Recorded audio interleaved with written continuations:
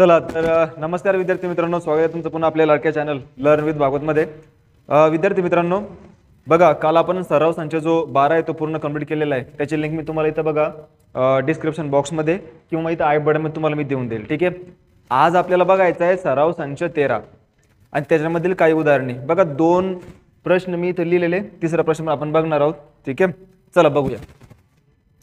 तर बघा, खालील संख्यांचे गुणाकार व्यस्त लिहा असा प्रश्न दिलेला आहे। यांचे आपल्याला फक्त गुणाकार व्यस्त लिहायचे। बघा इथं 5 संख्या तुम्हाला दिलेल्या आहे, त्यांचे गुणाकार व्यस्त लिहायचे।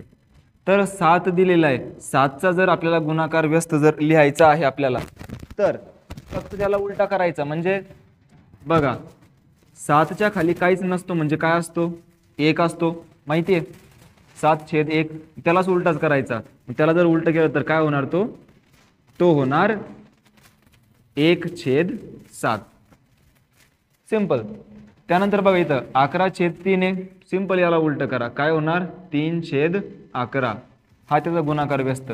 इथं बघा 5/13 आहे, काय होणार याचा 13/5 गुणाकार व्यस्त। त्यानंतर बघा इथं 2 आहे, जसं आपण 7ला केलेलं आहे तसंच या 2ला सुद्धा करणार। मग याचं काय होणार 1/2। आणि त्यानंतर इथं आहे शेवटी 6/7, याचा काय होणार 7/6। ओके। तर त्यानंतर बघा दुसरा प्रश्न आहे, खालील अपूर्णांकाचा भागाकार करा। हे काय तुम्हाला काही अपूर्णांक दिलेले आहेत, त्यांचा भागाकार करायचा आपल्याला, करूया आपण। बघा पहिलं उदाहरण। आता बघा काय याच्यामध्ये काय करायचं, समोरची संख्या असते तिचा काय करायचा गुणाकार व्यस्त करायचा, म्हणजे तिला उलट लिहायचं। आणि मध्ये काय येणार, आपण गुणाकार व्यस्त केला तेव्हा मध्ये कुठलं चिन्ह येतं, गुणाकाराचं मध्ये चिन्ह येत असतं, म्हणून आपण ते करूया। ओके। बघा समोरचा अपूर्णांक तसाच राहणार 2/3, मध्ये येणार गुणाकार व्यस्त आपण केला तर समोरची संख्या होणार उलटी, म्हणजे 4/1। आणि इथं बघा याचा आन्सर काय येणार, बघा 2×4 = 8 आणि 3×1 = 3, हे झाले तुमचे उत्तर। त्यानंतर बघा इथं पण समोरचा अपूर्णांक जसा तसा आणि आपण गुणाकार व्यस्त केला तर समोरची संख्या होणार 2/3। तर त्यानंतर आपलं उत्तर येणार 5×10 आणि 9×27, म्हणजे 10/27 हे झाले आपले उत्तर।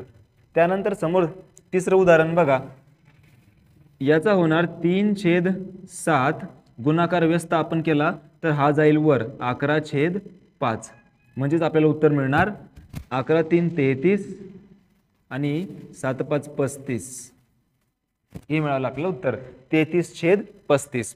आणि त्याचप्रमाणे समोरचं जे उदाहरण आहे हे बघा, इथं पण 11/12 गुणाकार व्यस्त केला तर समोर होणार 7/4, म्हणजेच आपल्याला उत्तर मिळणार 11×7 = 77 आणि छेदामध्ये 12×4 = 48, म्हणजेच 77/48 हे आपल्याला मिळालेलं आहे उत्तर। तर प्रश्न असा आहे, स्वच्छ भारत अभियानामध्ये 420 विद्यार्थ्यांनी सहभाग घेतला। त्यांनी सेवाग्राम या गावाचा 42/75 भाग स्वच्छ केला, इथं स्वच्छ केला आहे। तर प्रत्येक विद्यार्थ्याने सेवाग्रामचा किती भाग स्वच्छ केला, बघा असा प्रश्न आहे।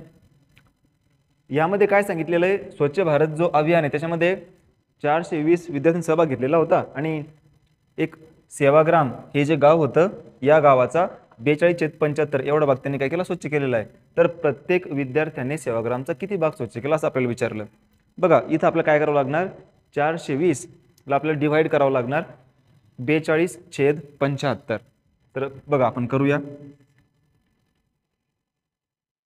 420 डिवायडेड बाय 42/75। आता बघा जसं आपण भागाकार करत असताना गुणाकार व्यस्त करत असतो तसं पण आपण इथं काय करूया, गुणाकार व्यस्त करूया। मग बघा 420 समोर 420 दिलेले आपल्याला आणि इथं 42/75 दिलेले आहे। तर आपण 420चा काय करूया, गुणाकार व्यस्त करूया, म्हणजे आपल्याला काय मिळणार बघा 42/75 गुणाकारामध्ये 1/420, बघा असं आपल्याला मिळणार। मग यामध्ये 42 एके 42, इथं पण 42 एके 42, म्हणजे इथं आणि हा 0, तर इथं राहिलेले आहेत 10, वरती 1 आणि 1, आणि इथं राहिलेले आहेत 75. तर काय उत्तर येणार आपलं बघा, एके एके 1 आणि छेदामध्ये 75 एके 75 आणि हा एक 0. म्हणजे या उदाहरणामध्ये एका विद्यार्थ्याने जो सेवाग्राम हे जे गाव होतं त्याचा 1/750 एवढा भाग काय केलेला आहे, स्वच्छ केलेला आहे.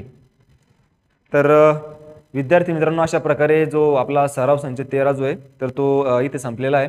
आणि विद्यार्थी मित्रांनो, जो कोणी हा व्हिडिओ बघतोय आणि त्याने जर चॅनलला सबस्क्राईब जर केलेलं नसेल तर कृपया चॅनलला सबस्क्राईब करून घ्या, ठीक आहे, जेणेकरून तुम्हाला व्हिडिओच्या नोटिफिकेशन्स मिळतील की कुठले व्हिडिओज अपलोड झालेले आहेत. ओके, चला भेटूया पुन्हा पुढच्या व्हिडिओमध्ये. तोपर्यंत धन्यवाद.